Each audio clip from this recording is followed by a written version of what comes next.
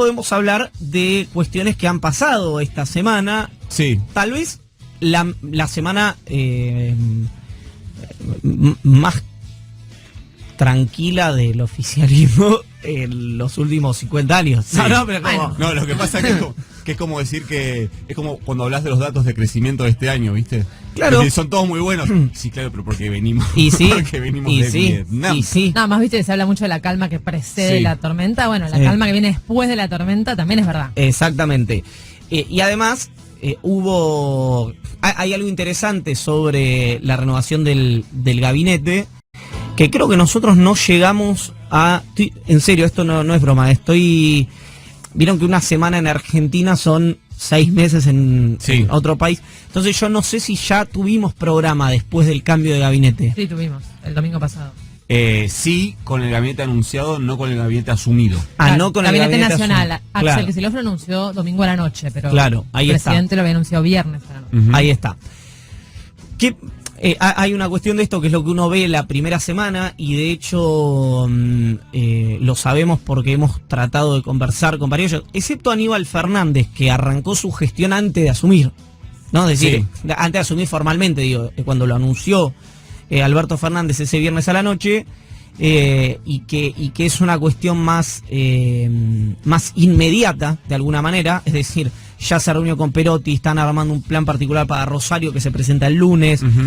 Vimos cómo empezaron a levantar el perfil, por ejemplo, los directores de otras fuerzas. Ayer se viralizó mucho un video de varios operativos que hizo la Policía de Seguridad Aeroportuaria con su titular, con José Glinsky en Rosario, creo que fue también. Es decir, empezó a levantar el perfil, el tema seguridad, que es el más inmediato, del de mayor percepción inmediata. No digo el de mayor resultado inmediato. Y además tenía 2 carpetas, esto nunca se dijo. Tenía 2 carpetas arriba del escritorio. Sí. Viste que es como la parábola de cuando llegas al escritorio no hay nada, ¿eh? Sí, es como es algo que inventamos los periodistas. Exactamente. Que eran la situación de seguridad en Rosario y la aprobación en materia de seguridad para la vuelta a la presencialidad del fútbol. Exactamente. O sea, llegó y tenía 2 temas. 2 expedientes muy calientes al lado de un teléfono de línea rojo, ¿no? Sí, Es lo que exactamente. pasan todos los escritorios. Y un cono del silencio, que cuando habla por teléfono se baja. Pero hablando en serio, el punto de la seguridad, que es de más rápida escala, de más rápida percepción, colisiona con el resto, ¿no? Que es, digo, el laburo en educación, me refiero a gestión pública, no a declaraciones, demora más. El trabajo que está haciendo Julián Domínguez respecto a las exportaciones a la carne demora más. Y el indudable rol que ha tomado como primer ministro, ¿no? Un rol, digamos, que excede, por lo menos la primera semana, el rol de jefe de gabinete, el gobernador de Tucumán, Sí. licencia, Juan Mansur. Es como un pelín la cordilla. Y muy difícil saber si excede las funciones o si las recorta, porque medio que las funciones del jefe de gabinete dependieron siempre de quién era la persona que ocupaba el cargo. Totalmente. Más que de la definición en la ley de ministerio. Sí. Sí, no digo respecto a si se ha excedido o no, sino que arrancó con un perfil hiperactivo, muy alto, con una frase que dijo que me parece que tiene todo el sentido puertas adentro del Frente de Todos, que es, bueno, hay un poco más de diversidad con la presencia de Mansur, de Aníbal Fernández, de Julián Domínguez, diversidad no desde el punto de vista de género, que está claro que ahí se achicó, sino diversidad desde el punto de vista de la representación. Es decir, yo personalmente no tengo nada en contra de los porteños, quiero decir... Diversidad geográfica, querés decir. Claro, era un gabinete muy, Capital Federal, Sí. primer y segundo cordón, digamos, ¿no? Había alguno, el tercer Sí, cordón. el gabinete subte.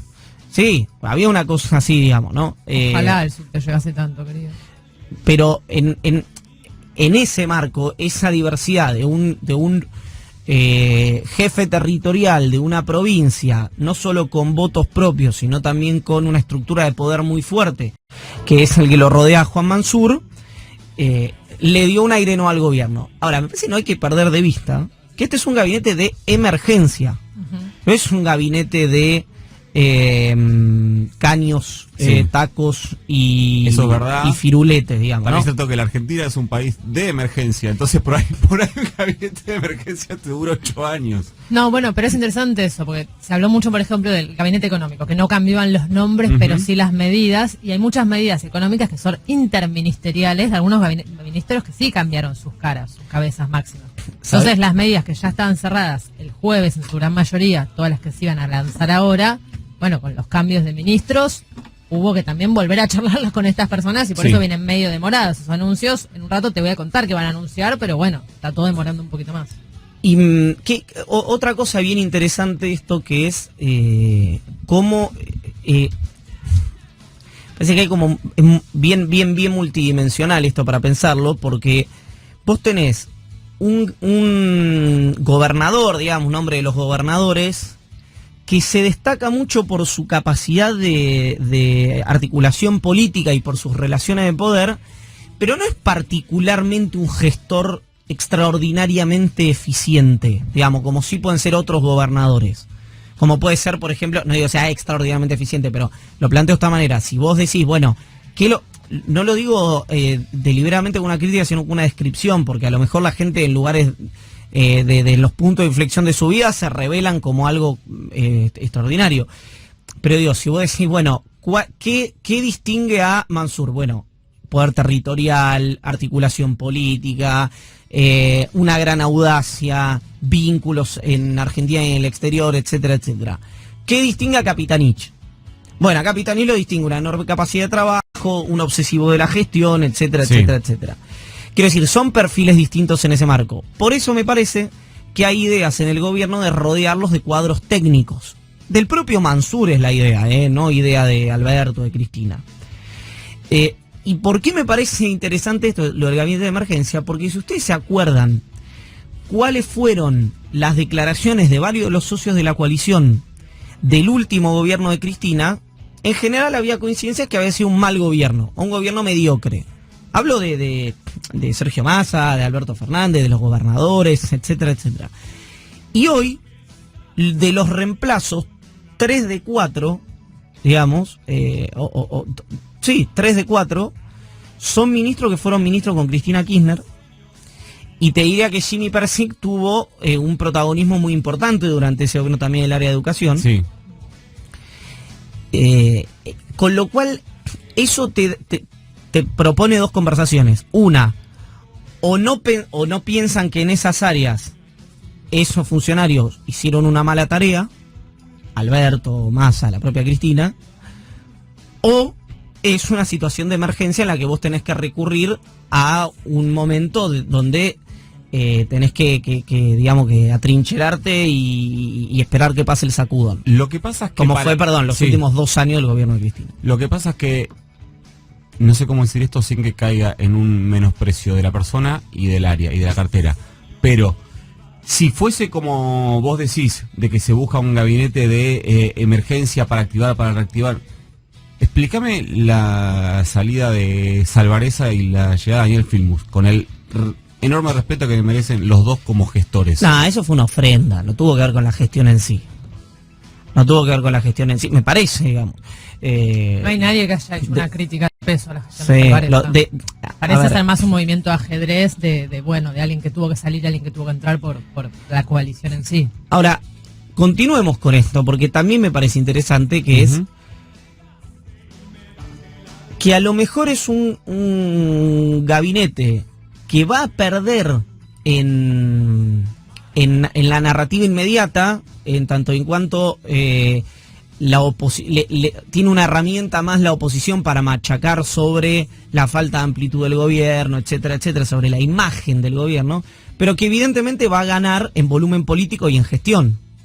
De hecho, hay algo que se planteaba siempre, que lo hemos dicho acá hasta el hartazgo, mucho antes del año electoral, digamos, que es, no estaba claro. Ayer hablaba con una persona muy importante del PRO y que me decía, ¿qué pensás? Y más o menos esto que estoy diciendo al aire era, que además hay algo que es importante, que es, lo digo esto, que lo interprete como lo quiera interpretar, digamos, no voy a explicar las cosas. A ver.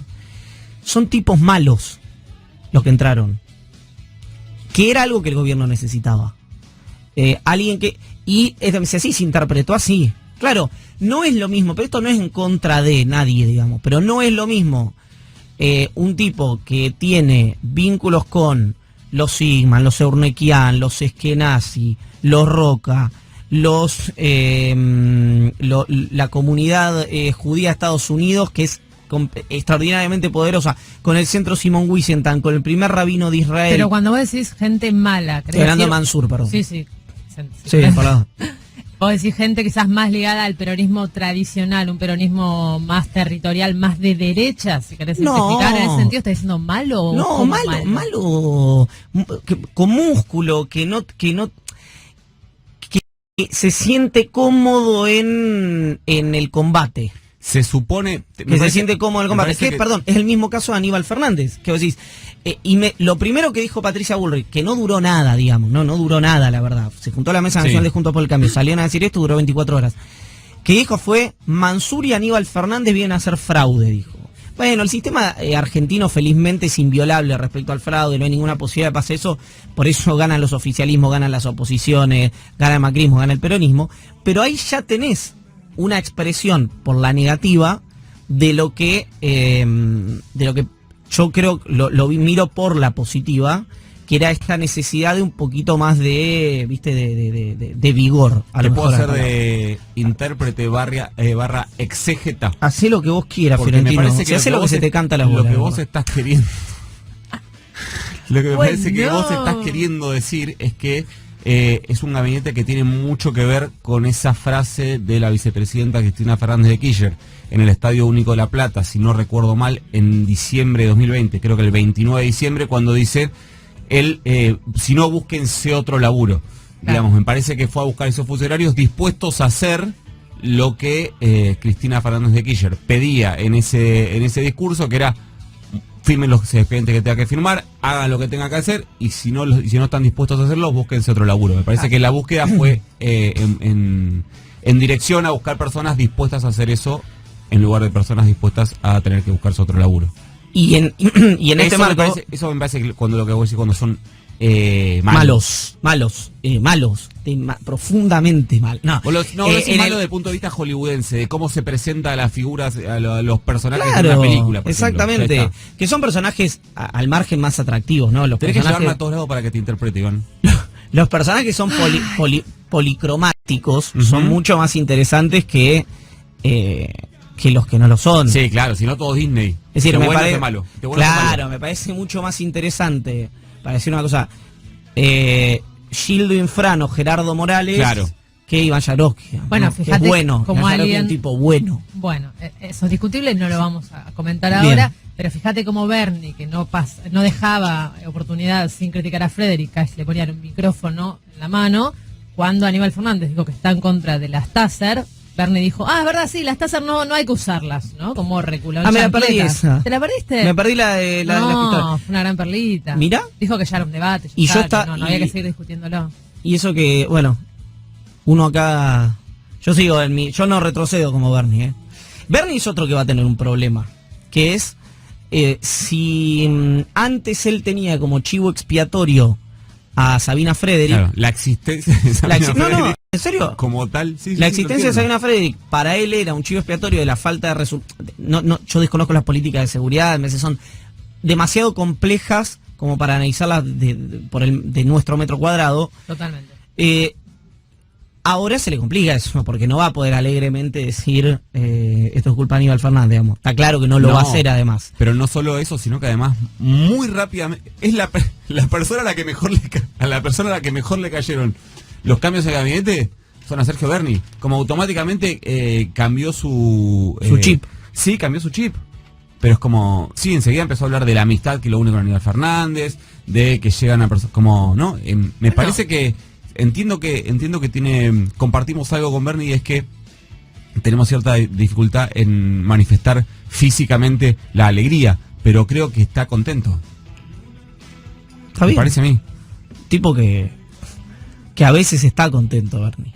A veces sí. No Para es muy mí, habitual. Igual sí estamos hablando que el gobierno eligió dar un giro quizás a la pata más tradicional del peronismo, entendiendo que eso era lo necesario para este contexto, ¿no? O sea, salió quizás un poco de la academia y del cuestionamiento progresista al peronismo y se sumergió en sus bases más profundas.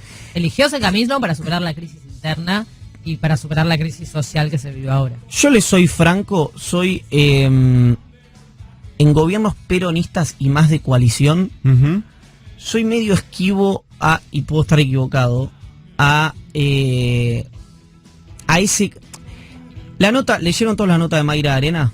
Sí. Bueno, para quien no lo oyó, le conté el otro lado, Mayra Arena escribió una nota en carácter, creo que dirigente social y política, que hacía una serie de críticas al gobierno nacional.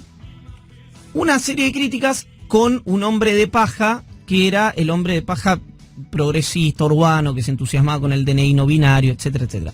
Todas críticas, o mujer, como, ¿no? Digamos, una figura así mitológica. Y la verdad es que lo que decía Mayra Arena, que era en buena parte de la nota, era muy difícil no coincidir, es decir, algo que venimos diciendo hace mucho tiempo, la verdad es que también es algo que lo mira el propio gobierno. Es decir, lo de convertir los planes sociales en empleo es una determinación que la vienen planteando Sergio Massa y el Curvo Larroque. El tema de seguridad como un eje central bajo esa mirada es algo que viene teniendo Sergio Berni. La cuestión del equilibrio entre la erogación del Estado y la baja impositiva es una discusión que también se da dentro del seno del gobierno nacional. Es decir, no había nada novedoso en eso. Pero esto no es, por favor, no es en contra para nada de la autora, sino de gente que levantó esa nota. Para mí no la entendió, digamos. Yo he visto gente profundamente fiscalista levantando esa nota que pedía 1 año y medio de IFE. ¿Qué quiero decir con esto? Acá es donde para mí se plantea la discusión. Yo creo que estos gobiernos como el de Alberto Fernández o como como estas coaliciones son un crisol político ideológico imposible de definir. Porque, si bien obviamente todo está en cabeza del presidente, los acuerdos provinciales de Cristina, el último gobierno de Cristina, los acuerdos de 2019 de Cristina, me parece que está claro que son de un pragmatismo y una plasticidad muy virtuosa. Lo planteo de otra manera. Sí, no es novedad. Exactamente. Y lo planteo de otra manera, que no se enoje nadie que está del otro lado. Y puede que yo esté pecando de un sesgo antiurbano, digamos, ¿no? Anti las interpretaciones urbanas. Mansur no es muy distinto a Omar Perotti, a Sergio Massa, etc. Sí, ¿Por qué lo ven distinto? ¿Por qué lo ven distinto? Porque es morocho y tucumano. Nada más. Sí, digamos, porque en su matriz de pensamiento, de cómo ve la política, cómo ve el Estado, cómo ve... Está bien, por ahí justo en la cuestión económica Mansur es un poco más estado de bienestar que una política más aperturista como la puede tener Massa o Sergio Uñac, digamos. Pero no es que son... viste, están ahí en los rincones... Los otros están en los rincones del Paraninfo y Mansur es un cacique que tiene tribus y como se narran a las provincias del norte de la ciudad de Buenos Aires. Para mí hay algo ahí también, pero bueno. Y los debates que no están saldados son los debates económicos, ¿no? A mí eso es lo de siempre. Me parece que la elección de las personas, igual me parece que el debate sobre el gabinete se va agotando, pero la elección de las personas tiene mucho más que ver con sus habilidades que con su matriz de pensamiento o su pertenencia. Porque vos decís, sí, fueron al peronismo, está bien, pero, o sea, Mansur es el peronismo tucumano más tradicional. Lo reemplazó un tipo que se llamaba apellido Cafiero. Debe haber pocas cosas en el mundo más peronista que llamarte Cafiero. Entonces, y lo mismo con los otros reemplazos. O sea, en agricultura entra Julián Domínguez, que es el PJ bonaerense, y se va Luis Basterra, que es el PJ de Formosa. Debe haber poquísimas provincias más peronistas que Formosa. Sí, Entonces me parece que tiene que, por eso digo, volvemos al primero, me parece que tiene más que ver con las habilidades. Por ahí en términos simbólicos, el caso de Mansur sí excede sus habilidades. En el resto, me parece que tiene que ver con las funciones que tienen que hacer. De hecho, vos decías, Aníbal Fernández se puso a laburar al instante. Sí, se puso a laburar mitad del tiempo como ministro de Seguridad y mitad del tiempo como vocero. Ya está haciendo lo que sabemos que va a hacer Aníbal Fernández como parte del gobierno, que es responder, es ministro de Seguridad, pero va a responder sobre cualquier tema. Sí, empezó es un arquero. Sí, iba a decir, empezó a tirar tiros, no es la mejor frase para un ministro de Seguridad. No. Empezó a devolver golpes. No, porque tipo está un WhatsApp de que pase. Está pleno revés. Exacto. Y el último tema, que es el tema económico, que yo ahí tengo la brújula desmagnetizada respecto a los al qué hacer. Por suerte no soy yo el que tenía que definir qué hacer, pero veo una situación que es... Tiene razón Cristina cuando dice la gente no da más, está cagada de hambre, no tiene laburo y el que tiene laburo no le alcanza para llegar a fin de mes. Y tiene razón la parte de la coalición, pues no es solo Guzmán, que dice la cuestión macroeconómica, esto es verdad, pero la cuestión macroeconómica no nos da, ¿no? Entonces ahí tenés una situación completamente irresoluble. Sí, para mí el gobierno sí tiene una brújula en ese sentido, pasa que tiene dos brújulas muy diferentes que apuntan a diferentes rumbos, pero se está trabajando mucho en tratar de coordinar una política que unifique esas dos vertientes. Desde el lado del kirchnerismo quizás dicen, bueno, tenés una recaudación récord por el precio de la soja, te sumaste el impuesto a las grandes fortunas, con lo cual tenés más guita para gastar. Desde el lado, si querés, más fiscalista, dicen, bueno, pero no hay que dejar de tener un ojo bien puesto en la brecha fiscal y en la brecha, con el dólar y la inflación, porque no sirve nada que pongamos plata en el bolsillo de la gente si es que esa plata se va a ir por la canaleta del maíz y la harina que no paran de subir. Con lo cual en ese debate están encontrando un punto y medio.